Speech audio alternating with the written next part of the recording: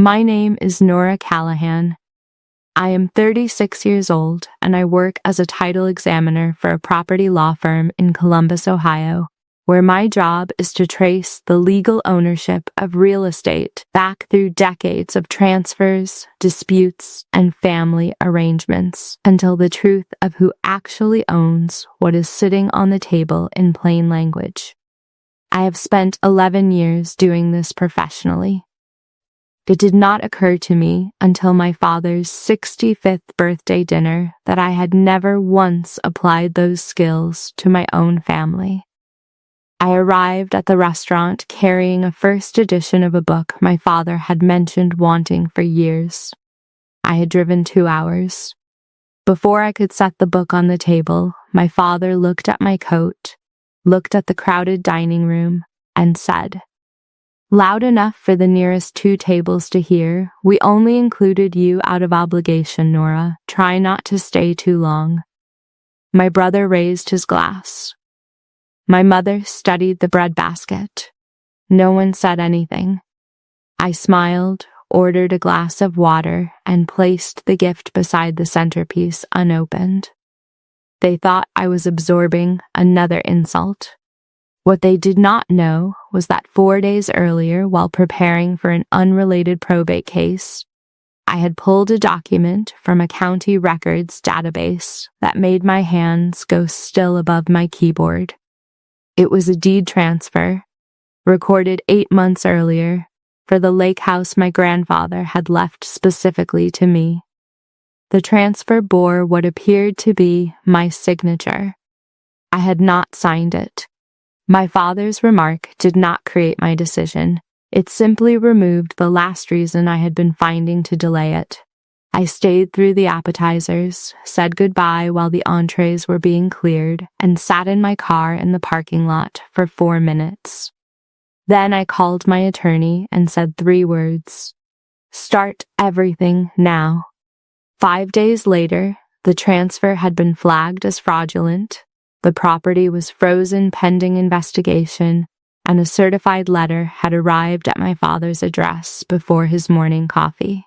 That was when my family finally understood why I had smiled at the dinner table.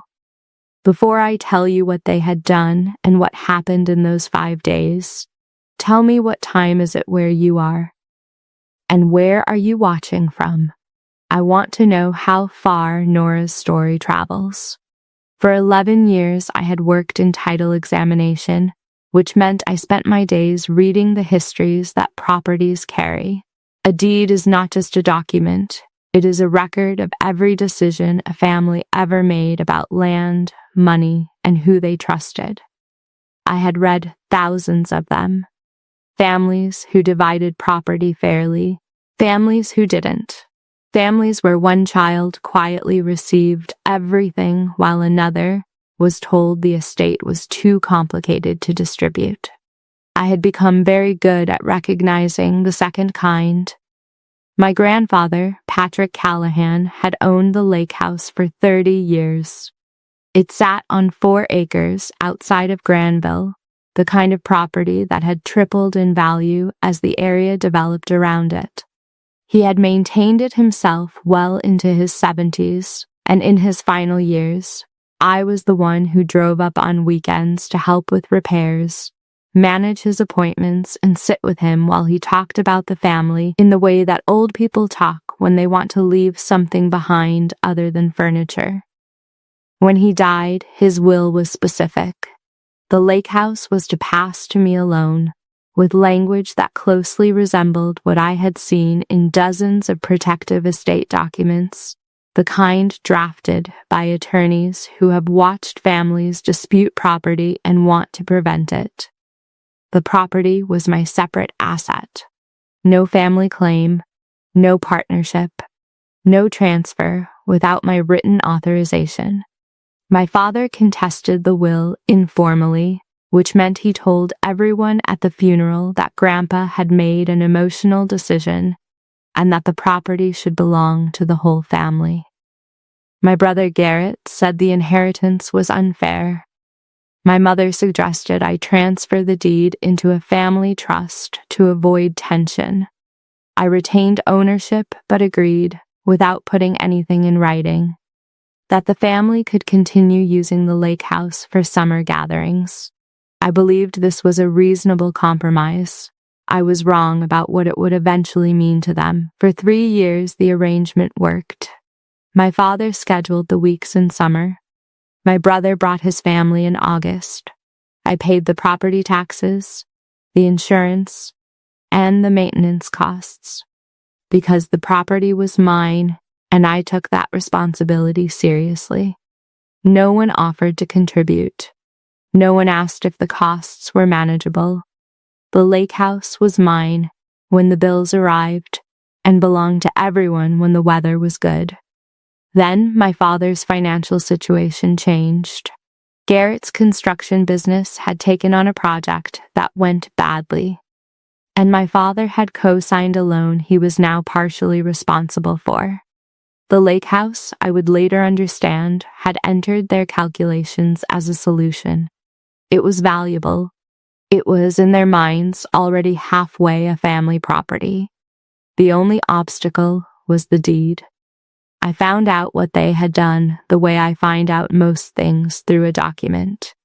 I had been searching county records for an unrelated probate matter when I ran a routine search on my own name, the kind of check I do occasionally as a professional habit.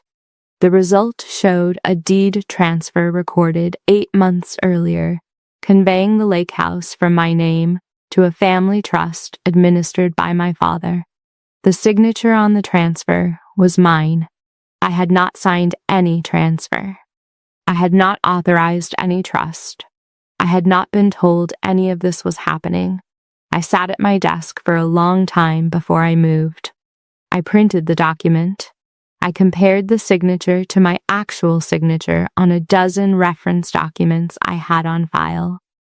The forgery was competent, but not perfect, slightly different pressure on the letters, a hesitation in the middle initial that I do not have. Then I pulled the notarization. The notary stamp was from an office I did not recognize, in a county I had no connection to. I made a note of the name and checked the state notary registry. The license had expired 14 months before the document was dated. I closed the file, locked my computer, and called my attorney. She told me what I already knew. A forged deed is not a deed. The transfer had no legal effect, but it had been recorded, which created a cloud on the title that needed to be formally cleared. More importantly, recording a document with a forged signature is fraud. Not a family misunderstanding. Not an estate dispute. Fraud, the kind that has a case number. We began the process immediately and quietly. My attorney filed a title dispute with the county recorder's office, flagging the transfer as potentially fraudulent and requesting a hold on any further transactions connected to the property. She engaged a forensic document examiner to compare the signature and analyze the notarization.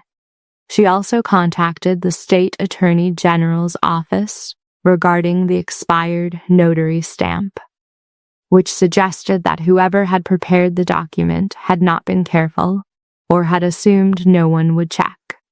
I did not call my father. I did not call Garrett. I did not mention any of this at the birthday dinner 4 days later, when my father told a table of relatives that I was only there out of obligation. I smiled. I ordered water. I placed my gift beside the centerpiece and waited for the entrees to be cleared. I left before dessert. I called my attorney from the parking lot. "Start everything now," I said. She already had. The certified letter arrived at my father's address on a Thursday morning. It was from my attorney, and it informed him that a title dispute had been filed regarding the lake house, that the recorded transfer had been flagged as potentially fraudulent, that a forensic examination of the signature was underway, and that he should retain legal counsel before making any further statements or taking any further action regarding the property. My father called me 40 minutes later. His voice had a quality I had not heard before, not anger, which I had expected, but something closer to calculation. "This is a misunderstanding," he said. I asked him to explain the misunderstanding. The transfer was a placeholder. "We were going to tell you." A placeholder recorded with a forged signature and an expired notary. "You weren't using the property to its potential. We needed to secure the asset. It was not your asset to secure. Nora, the family has an interest in that land. The family has a history of using that land. The deed has one name on it. Mine." He said I was making a legal situation out of a family decision. I told him it had become a legal situation the moment someone recorded a document with my forged signature. He put my mother on the phone. She said I was destroying the family over a piece of paper. I said the piece of paper was the deed to property my grandfather left me, and that someone had forged my signature on a transfer I had not authorized. She asked why I couldn't simply let the family handle the property together. I asked her what name was on the deed. She said that wasn't the point. I told her it was the entire point. Garrett called that evening. His approach was different. He explained that the construction loan was serious, that their exposure was significant, and that the lakehouse represented the only asset available to help manage the situation. He said the family had discussed it and agreed that using the property to secure financing made sense. I asked whether the family discussion had included me. He said they had assumed I would agree if they explained it properly. I asked when they had planned to explain it. He had no answer that didn't involve a timeline that came after the document had already been recorded. The forensic examination confirmed what I had identified in the title search. The signature was not mine.